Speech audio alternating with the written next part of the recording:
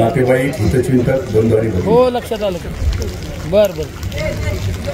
काही कार्यक्रम बघण्याचे असतात, काही अनुभवण्याचे असतात आणि काही मनात साठवून ठेवण्याचे असतात. आजचा कार्यक्रम बघण्याचाही आहे, अनुभवण्याचा पण आहे आणि मनात साठवून ठेवण्याचा पण आहे.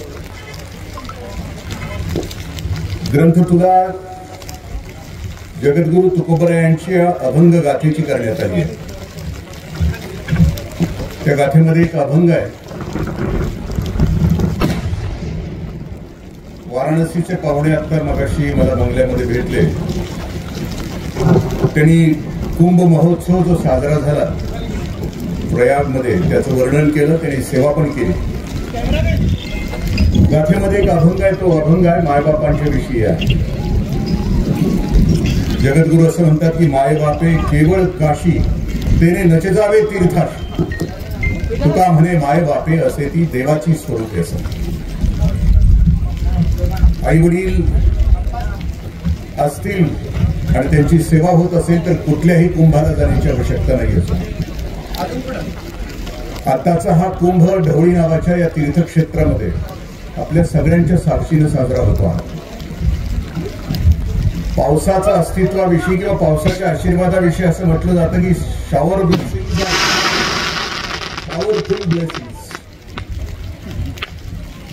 पावसाचा आशीर्वाद हा जगातला सर्वश्रेष्ठ असा आशीर्वाद आहे आणि या कार्यक्रमाचा तो आपण अनुभवत आहोत.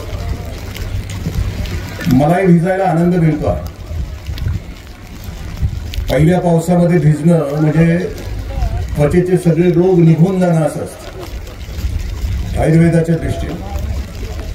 ज्यांनी डोक्यावर काही ठेवलं आहे त्यांना विनंती आहे, मोकळेपणानं भिजा. एकदाच भिजायचं, बाकीच्या नाही त्या गोष्टीमध्ये भिजण्यापेक्षा पहिल्या पावसामध्ये भिजणं कधीही सोयीस्कर आणि कधीही चांगलं असतं. आणि ज्यांना डोक्यावर केस नाही तर त्यांना त्याच्या इतका मोठा आनंद नाही. निदान केस असणाऱ्याला त्रास तरी आहे आणि त्याला काळजी आहे. आणि त्यातल्या त्यात माझ्यासारखा कलप लावला असेल तर आणखीन काळजी आहे की बाबा उडून जाईल का काय. अशा प्रसन्न आणि खूप मधुर वातावरणामध्ये कार्यक्रम साजरा होता. मी संदीप दादांच्या सहवासामध्ये कोरोना कालावधीपासून आहे. त्यांनी माझी व्याख्यानं सर्व गलावी बांधवांच्यासाठी भारतभरातल्या ऑनलाईन ठेवले आणि तिथून आमचं मैत्रीचं नातं जमलं. ते असतात आज या कार्यक्रमापर्यंत तसं सहभागीत आहे. मी त्यांचं माझ्या घरी आल्यापासून किंवा शेटपळच्या एका व्याख्यानासाठी सुद्धा सगळेजण आले होते. घरातले आपाही होते, आई पण होते. मी त्यांचं निरीक्षण करतो आहे की एवढं सगळं असताना ही चारही लेकरं इतकी विनम्र कशी. आपल्याकडे बघितलं तर आपल्याला सवय असते चार हाना पण देशमुख म्हणा. घरात काही नसलं तरी ताठपणा आमच्याकडे खूप असतो. मला आता याच्या पाटील सर सांगत होते की ही तिन्ही भावंड गावातल्या एकाच्या घरी पत्रिका द्यायला गेले. पत्रिका देणं हे काही विशेष नाहीये, पण ते सांगत होते की सरांना ते शेअरिंग करत होते, असं करत होते की तिन्ही भावांनी पत्रिका दिली गावात. पण दिल्यानंतर तिन्ही भावांनी त्या घरातल्या यजमानाच्या पाया पडले. ती घरी सोपं नाही नम्रता येणं, कारण आता तीन गोष्टीचा माज आहे माणसाला. सत्तेचा माज आहे, संपत्तीची मस्ती आहे आणि ज्ञानाचा अहंकार आहे माणसाला. त्याला बाकू देत नाही. तुम्ही नुसता सत्ताधीश चालताना बघा किती रगेलपणानं चालत असतो. संपत्ती जरा आली तरी कशी असतो तो बघा. साधा सरपंच जरी झाला तर काकेत मांजऱ्या झाल्यासारखा चालतो. सरपंच झाल्यानंतर दुसऱ्या दिवशी नाकातनं बोलतो. कालपर्यंत बरा बोलत होता. छोट्याशा बाह्य गोष्टी आमच्यामध्ये आल्या तरी आम्ही मस्तवाल होतो. पण या चारी लेकरांच्याकडे बघितलं, सगळ्या फॅमिलीकडे बघितलं तर वाटतं की समाजात अजून दुगदुगी, अजून पतन तितकं झालेलं नाहीये. घोड्याजाने आमच्या स्वतःच्या घराकडे बघितलं, आमच्या घरातला जिव्हाळा, आमच्या घरातलं प्रेम बघितलं तर आपल्याला हेवा वाटेल या सगळ्याच दृष्ट लागेल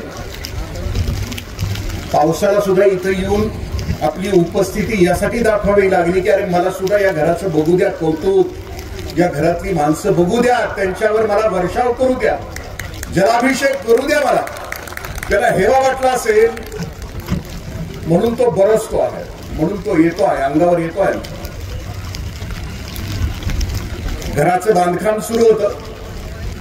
संदीप दादा त्या आर्किटेक्चरला असं म्हणतायत, घराचं बांधकाम सुरू असताना आप्पा जर गेले तर पुन्हा ढवळीत पाऊल नाही टाकलं.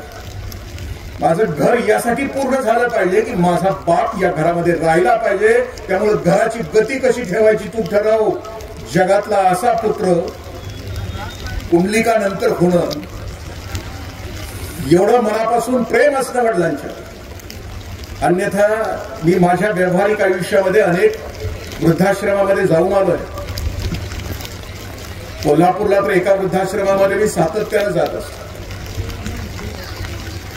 त्यांनी तर सांगितलं की आजपर्यंत त्यांनी 60 ते 70 प्रेत आई वडिलांची मुलं न्यायला न आल्यामुळं वृद्धाश्रमामध्येच त्याचा अग्निसंस्कार केला. ज्या वेळेला व्यक्ती, कुटुंब आणि समाज एका रसातळाला, एका गर्तेमध्ये निघाला, म्हणजे अख्खा समाज तुमचा माझा, आमचा भोवताल ज्या वेळेला गटाराकडे निघाला, सर्वच पातळीवर आम्ही त्यातलं औदार्य संपवलंय. त्यावेळेला हा कार्यक्रम इथं साजरा होता.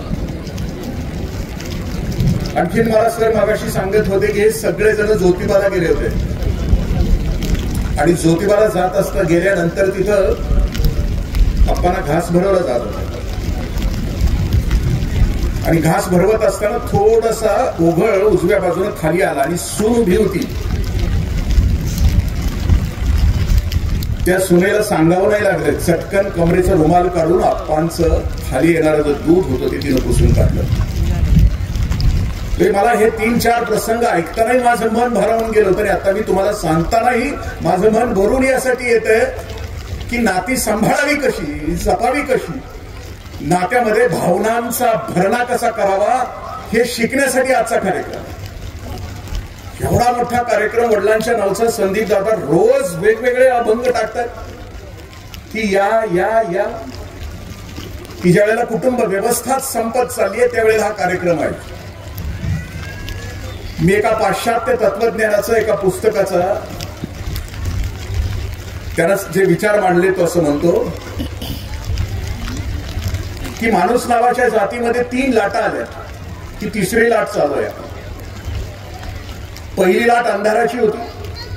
माणूस नावाची जात समूहामध्ये राहत होती आणि तिला 2च भूका होत्या, एक पोटाची भूक होती आणि एक शरीराची भूक होती. ती लाट संपली, माणसाला भाषा यायला लागली, लिपी यायला लागली, विज्ञानाचा शोध सुरू झाला, कुटुंब नावाची संस्था जन्माला आली आणि ही लाट 1990 पर्यंत आली. आणि 1990 नंतरची जी लाट आहे, जी आता आपण ज्या लाटेमध्ये आहोत सर्वजण, एक भकास, एक उदास, माणूस नावाच्या जातीला कलंक लावणारी ही तिसरी लाट.